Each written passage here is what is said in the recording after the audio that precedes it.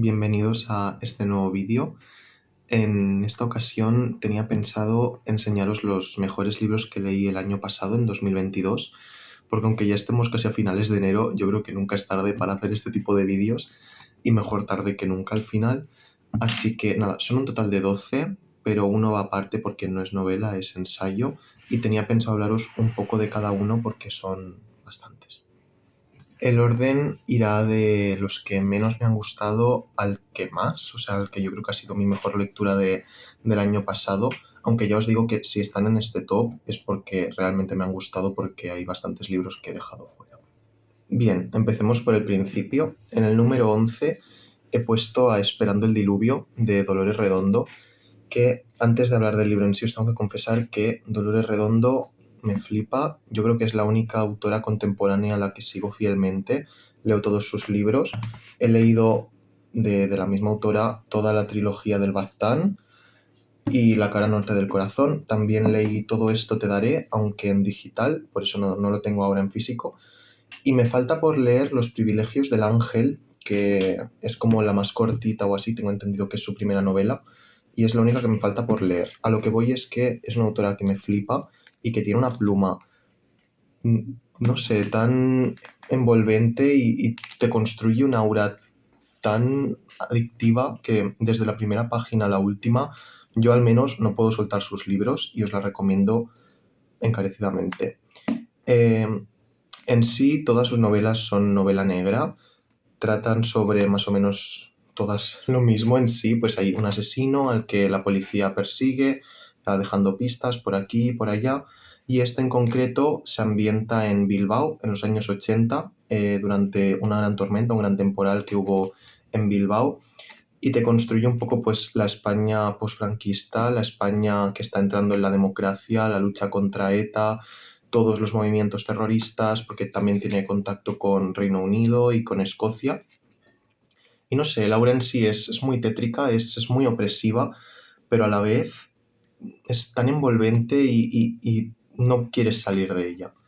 Aunque también os voy a confesar que de Dolores Redondo este es el que menos me ha gustado, es el que más flojo he visto de la autora, y es que para mí Todo esto te daré ocupará siempre el podio principal en la producción de Dolores Redondo.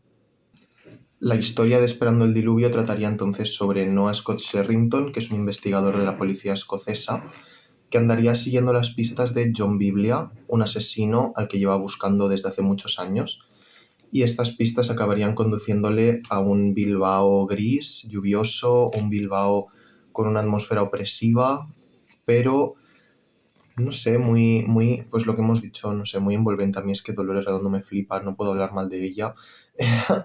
Así que os lo recomiendo, bueno, muchísimo. Si no habéis leído nada de Dolores Redondo, al menos empezad por El Guardián Invisible, que es la más famosa, o por Todo esto te daré, y ya me diréis, pero es que es maravillosa esta autora. En el puesto número 10 he decidido poner El Aranmanoz, de Ana María Matute, que es la primera novela de la autora que leo y ahora creo que las quiero leer todas. Forma parte de la saga de fantasía que escribió, que está conformada por el mismo Aranmanoz, Olvidado Rey Gudú y, si no me equivoco, La Torre Vigía, y son unos libros que ahora quiero leer porque este me ha gustado mucho. Es un relato, es un cuento apenas, está tan bien como yo creo que podría ser para niños, pero depende de la interpretación que le des, también podría ser una lectura muy adulta. Trata temas como pues, la soledad, la muerte, el amor, las relaciones familiares. Me ha gustado mucho y está escrito como en una especie de prosa así medieval, que es como leer una saga o una leyenda de esta época. Y la verdad es que es muy inmersivo, es muy bonito y es poesía visual, no sé, en la imaginación, quiero decir, es tan bonito, la verdad es que lo he disfrutado mucho y ya os digo que ahora quiero leer todos los libros de esta autora. La historia trataría sobre Aran Manoz, que es un chico, hijo de el hada del agua y un rey humano, y claro, al ser medio hada y medio humano no puede vivir en el mundo de las hadas, por lo que va a vivir con su padre, pero sentirá que no encaja plenamente en el mundo humano y a él le gustaría estar con su madre en el mundo de las hadas, pese a que tampoco encajaría plenamente en este mundo. Entonces trata sobre la soledad que siente Aranmanoz hasta que conoce a una chica que le entiende, que le acompañará, y sobre su historia de amor y todos los desafíos que acaban superando. Ya os digo que es muy bonita, yo seguramente la acabe releyendo en algún punto y bueno, os la recomiendo muchísimo. Ya os digo que ahora quiero leer toda la saga de fantasía de Ana María Matute. En el número 9 he puesto La muerte de Ivan Illich de Tolstoy, que es el primer libro de un autor ruso que leo y encima de Tolstoy. Me ha gustado mucho, ya os digo que creo que me he perdido ciertas partes, creo que tendré que volver a leerlo en un futuro, pero lo he disfrutado mucho y lo he visto como la puerta por la que he entrado a la literatura rusa. Ya os digo que después de leer La muerte de Iván Illich quise seguir leyendo autores rusos y me lancé a Crimen y Castigo, la cual me ha enamorado completamente y que tenéis la reseña también subida al canal. Y ya os digo, quiero leer muchas cosas de Tolstoy. La historia en sí trataría sobre un padre de familia que es juez y se está muriendo. Es decir, gran parte del libro lo pasa en el lecho de muerte y las cosas que suceden son o dentro de la habitación o en la imaginación del hombre y se da cuenta en su lecho de muerte de que la vida que ha llevado, la vida que ha vivido, no es la vida que él querría haber llevado. Es decir, ha vivido una vida mal vivida, por así decirlo, y se da cuenta en su lecho de muerte. Y la verdad es que es muy estremecedor cómo Tolstoy puede captar todos estos sentimientos y transmitirlos de esta manera. Es decir, cómo puede ponerse en la mente de una persona que está a punto de morir y transmitirlo de una manera tan, no sé, es sin palabras, la verdad. Así que yo os invito a leerlo. Es una lectura que yo creo que no deja indiferente a nadie. Y si encima pues os ha tocado la muerte de cerca o algo, creo que os va a llegar mucho más profundo. En el número 8 he querido colocar a Marina de Carlos Ruiz Zafón, que ya os digo que este era el último libro que me quedaba por leer del autor y me ha dado una pena terrible acabarme su producción literaria porque ha sido maravillosa. He leído los libros juveniles y la tetralogía del laberinto de los libros olvidados y la verdad es que, bueno, qué decir, cada párrafo de Zafón es digno de enmarcar. La historia en sí seguiría en la línea de la producción literaria juvenil de Zafón. Trataría sobre Óscar, un chico joven que conoce a Marina, una chica de su edad, y en la Barcelona de los 80 pues viven una aventura entre fantasmas, intriga, misterio y bueno, pues de las peripecias que irán haciendo hasta el final. Me ha gustado, pero ya os digo que de Zafón no es lo mejor, es el más famoso, es el más famoso. Yo creo que es porque es el que se hace leer en los institutos y es el más extendido, pero es que el juego del ángel es que es insuperable. Ese libro es insuperable.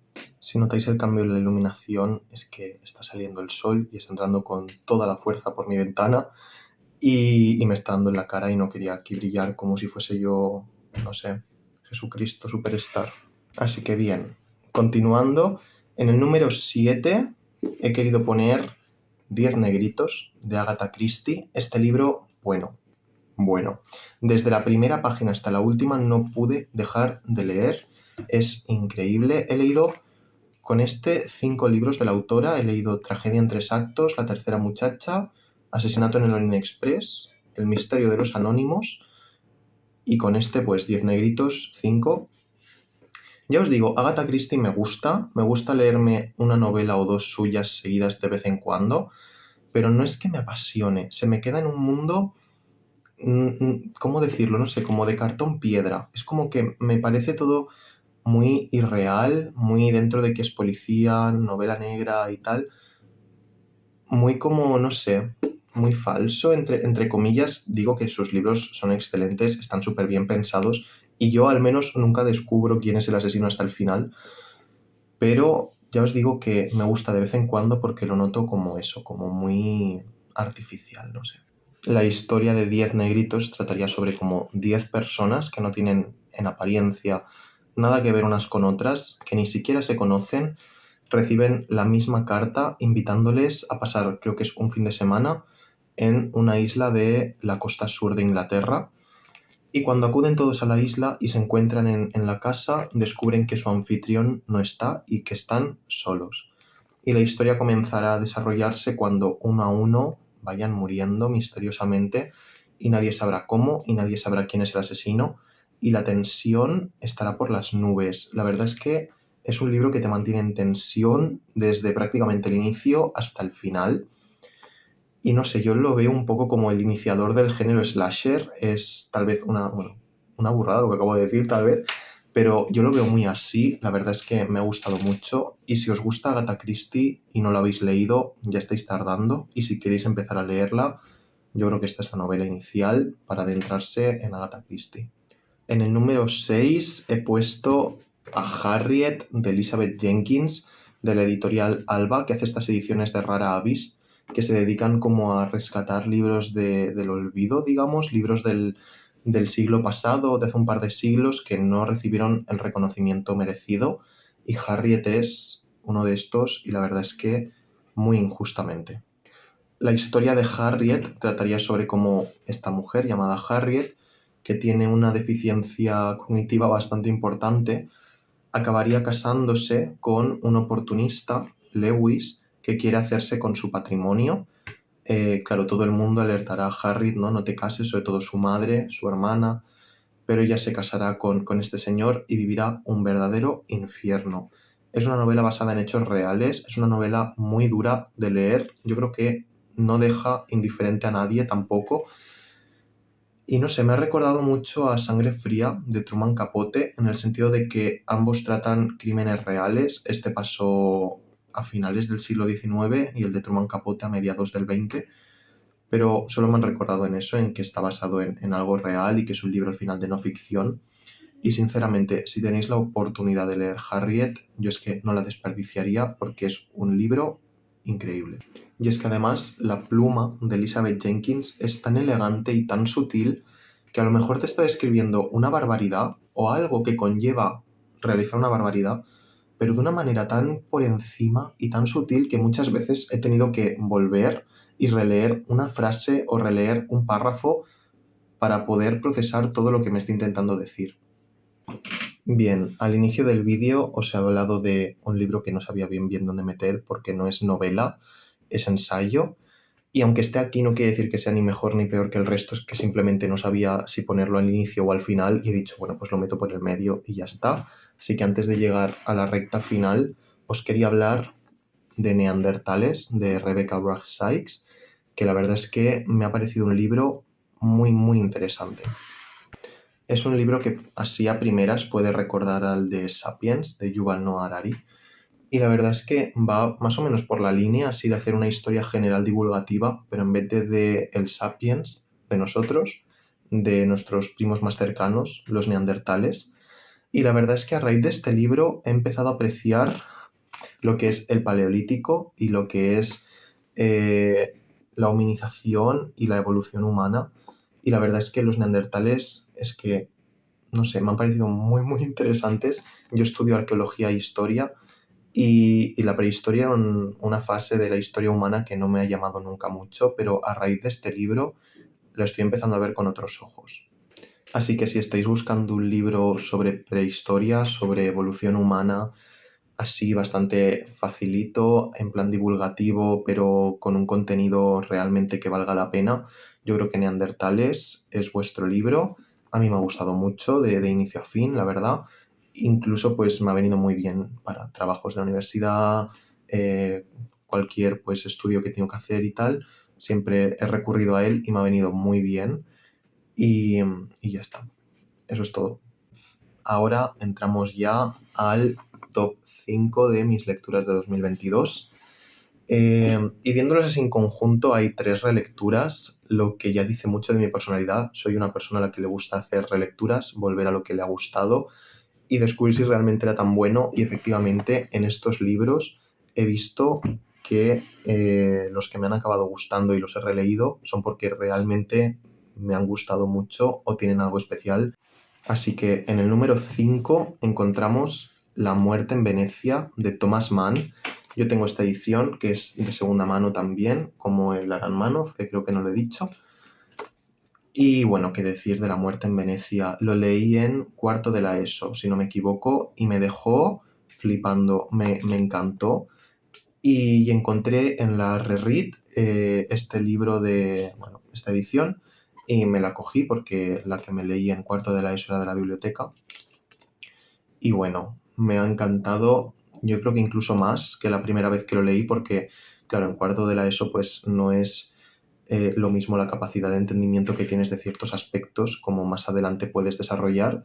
Y la verdad es que me ha encantado. No dudo en que la volveré a leer en un futuro. Y es que la historia de Tadzio y el protagonista es que es, bueno, es como lo que hemos dicho antes de Lara Armanov, también es poesía visual, poesía imaginativa. Me parece una historia bellísima, las metáforas que utiliza, las frases que construye. Quiero leer más cosas de Thomas Mann porque es la única cosa que he leído. La montaña mágica, aunque sea un ladrillo, todo el mundo habla muy bien de ella y seguramente acabe pasando por ahí en algún momento.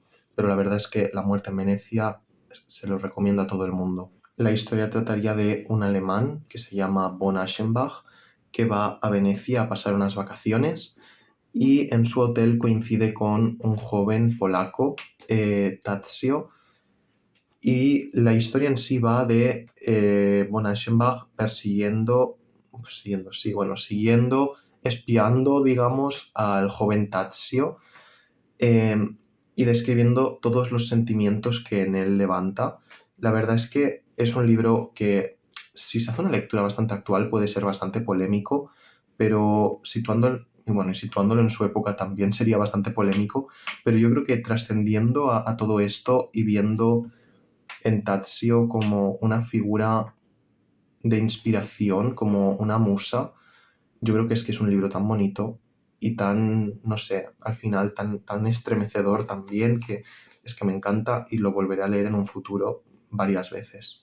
En el número 4, si ya he dicho varias veces que hay libros que no dejarían indiferente a nadie, por excelencia sería Si esto es un hombre, de Primo Levi. Yo tengo esta edición que incluye toda la trilogía de Auschwitz, los 3 libros que escribió el autor sobre su estancia en el campo de concentración y exterminio, y la verdad es que bueno, yo creo que ha sido el libro más duro que he leído en toda mi vida. Trata sobre la historia de Primo Levi en el campo de concentración, es real, él estuvo ahí, él lo vivió en primera carne y vivió también la liberación del campo, la liberación, el abandonamiento del campo y la llegada de las tropas aliadas. Y te explica, pues bueno, desde que llegó al campo de concentración, que fue capturado, cómo lo llevaron en tren, de todas las cosas que le sucedieron en el campo y a las que se vio obligado hasta su liberación. Y bueno, esto es un libro, es muy duro, es muy duro. Yo creo que debería ser lectura obligatoria en los institutos y en las universidades también.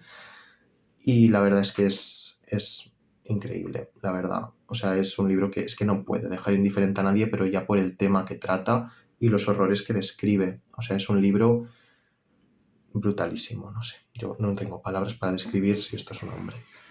En sí, el libro lo que viene a tratar, aunque se esté todo basado en esta experiencia del autor en el campo de Auschwitz, vendría a describir cómo la deshumanización, o sea, tratar a las personas como animales, puede al final hacer que las personas se crean animales y cómo de importante es no caer en esto y mantenerse siempre humano, siempre persona, ¿no? Al final el título es lo que nos viene a decir si esto es un hombre. Y no sé, yo os lo recomiendo, yo creo eso, que debería ser una lectura obligatoria en institutos y universidades. En el top 3 encontramos otra relectura, en este caso Klaus y Lucas de Agatha Christoph. Es una lectura que hice, si no me equivoco, también en cuarto o en primero de bachillerato. Y bueno, es de mis libros favoritos desde que lo leí hasta ahora que he hecho la relectura. O sea, me sigue encantando y he descubierto que es incluso mejor de lo que lo recordaba. La historia de Klaus y Lucas estaría formada por 3 libros. Cada uno de los libros sería una parte de su vida, desde que son niños hasta que son adultos. Y la historia en sí vendría a ser como su madre, con la que viven en la ciudad, los deja con su abuela en el campo porque ha estallado la guerra y, y pues te describe cómo los niños se ven obligados a vivir con su abuela materna, a la que llaman la bruja, y de las personas del pueblo y de amigos que hacen ahí y chicos que conocen. Y la verdad es que la autora genera una atmósfera tan opresiva, tan oscura, pero tan envolvente. Es un mundo en miniatura. Es sinceramente increíble. Es, ya os digo, una relectura, pero es que es mejor de lo que lo recordaba, pero vaya, infinitamente. Es lo único que he leído de Agatha Christophe, pero tengo entendido que el resto de sus libros son también muy buenos y siguen más o menos en la misma línea. Es una autora que vivió la Segunda Guerra Mundial en sus carnes también. Fue una refugiada húngara que acabó en Suiza y escribió entonces en Suiza todas estas historias y tiene mucho de autobiográfico, sobre todo el resto de sus obras también, pero bueno, ya os digo que como Klaus y Lucas, yo creo que no volveré a encontrar ningún libro parecido, es de mis libros favoritos y eso lo diré siempre y lo recomendaré siempre. En el número 2 encontramos la última relectura y bueno, yo creo que a lo mejor no es un puesto demasiado justo porque es una relectura que he hecho ya 4 veces. Aquellos que me conocen saben que mi problema con este libro es serio. Tengo una obsesión muy fuerte, ya no solo con el libro, sino con el autor. Y es que es mi libro favorito. Y esto es mucho decir, ¿eh? Así que bueno, sin más dilación, en el número 2 encontramos el Silmarillion de Tolkien. Que bueno, qué sorpresa, ¿no? Pero es que me parece de verdad una de las obras literarias más destacables de la humanidad. Es que no he leído el Quijote, pero es que el Silmarillion, es que, bueno, las historias tratarían sobre la formación de Arda, del mundo del Señor de los Anillos, del Hobbit, y sobre todas las historias anteriores que tuvieron lugar antes de pues, el viaje de Frodo y la destrucción del anillo, o de la liberación de Eriador por Bilbo y los enanos. Es que es mi libro favorito. Es que solo tengo buenas palabras para el Silmarillion. Es un libro además que colecciono en diferentes ediciones. Es un libro brutal y al que invito a todo el mundo a leer y a apreciar. Es un libro duro, es un libro, la verdad, muy denso. Tiene muchos personajes, tiene muchos momentos, tiene muchas historias. Pero si lo sabes ver y si lo disfrutas, es que te transporta a otro mundo. Y nunca mejor dicho. Y es que es un libro que, ya os digo, he leído ya 4 veces y cada año lo releo fielmente. Este año también lo volveré a leer y estará en la lista de mejores libros del año que viene. Es increíble. Os invito encarecidamente a que lo leáis. Y en el número 1, finalmente, la que yo creo que es mi mejor lectura del 2022, El nombre de la rosa, de Umberto Eco. Madre mía, ¿por dónde empezar con este libro? Ya os digo que es de los mejores libros que he leído nunca, no solo del 2022, sino nunca. No sé si lo consideraría uno de mis libros favoritos, porque mis libros favoritos son aquellos a los que me gusta volver y a los que me gusta pues releer con el tiempo y volver a maravillarme con ellos. Y este libro es tan denso y tiene tantas cosas y tantos personajes y toca tantos temas que es tan amplio que no sé si lo consideraría de mis libros favoritos por el simple hecho de que no sé si volveré a él en un futuro inmediato o cercano al menos. Pero ya os digo que es una obra de arte. La historia trataría sobre Guillermo de Baskerville y su aprendiz, digamos, el joven Atso, y su llegada a una abadía en la que están sucediendo unos misteriosos asesinatos que tendrán que investigar. La historia, aparte de ser esta novela negra ambientada en el siglo XII, creo que es, toca también muchos temas, toca mucho la historia del periodo, los problemas teológicos, discusiones entre sacerdotes y monjes sobre la pobreza de la iglesia, el papel de la risa. Es un libro también muy filosófico, muy teológico. A lo mejor avanzas 5 páginas en la historia y los personajes están haciendo cosas y las siguientes 10 páginas son un diálogo sobre cuestiones teológicas que acabas leyendo un poco en diagonal, pero eso no le resta valor al libro, porque las cosas es que eran así y lo capta a la perfección. Gracias a este libro también he descubierto mi amor por la Edad Media, digamos, no sé, Umberto Eco era un gran medievalista Y a raíz de la lectura de este libro, pues me he interesado por la Baja Edad Media y he empezado a leer libros que tratan del periodo y a investigar más el tema. Y la verdad es que es un libro tremendo, yo también lo recomiendo muchísimo y en un futuro lejano seguramente lo vuelva a leer, pero lo mismo, por ver si me he dejado detalles, por comprender cosas que a lo mejor me han quedado a medias o de las que no me acuerdo. Y es que un libro que realmente tardé bastante en leer. A ver, es gordo, la letra es pequeña, pero podría leerse perfectamente en un mes y yo tardé cerca de 2 meses en acabarlo, porque también metía como lecturas de por medio y tal. Es un libro, ya os digo, muy denso, que toca muchos temas, es muy difícil de leer y de seguir con la lectura sin acabar aburriéndote o acabar bastante quemado de él, pero la vista en conjunto es un paisaje tan maravilloso, es un ambiente tan bonito que es que estoy tremendamente enamorado de este libro. Así que bueno, estos eran mis 12 libros del 2022. Eh, Espero que no sé, os haya gustado el vídeo, al menos hayan resultado pues un top mínimamente interesante. Creo que son lecturas muy variadas, con estilos muy variados que tocan muchos temas diferentes y espero que hayáis al menos descubierto alguna lectura que no conozcáis o haberos motivado a leer algo que teníais pensado leer y a lo que no os habíais lanzado todavía. Así que nada, muchas gracias por escucharme una vez más y un saludo, cuidaos y leed mucho.